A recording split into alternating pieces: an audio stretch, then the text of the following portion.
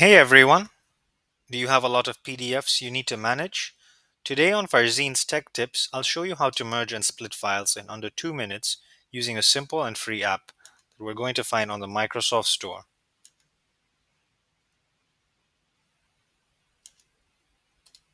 The name of the application is PDF Merger and Splitter. That's what it looks like. So I already have it installed. It's by a company called AnywaySoft Incorporated. I'm going to open this file, close this window. So I want to merge these two files here. You see, one of it is named invoice, and the other is called certificate. So I'm going to merge them. I'm going to add the PDFs. Let me add a certificate first.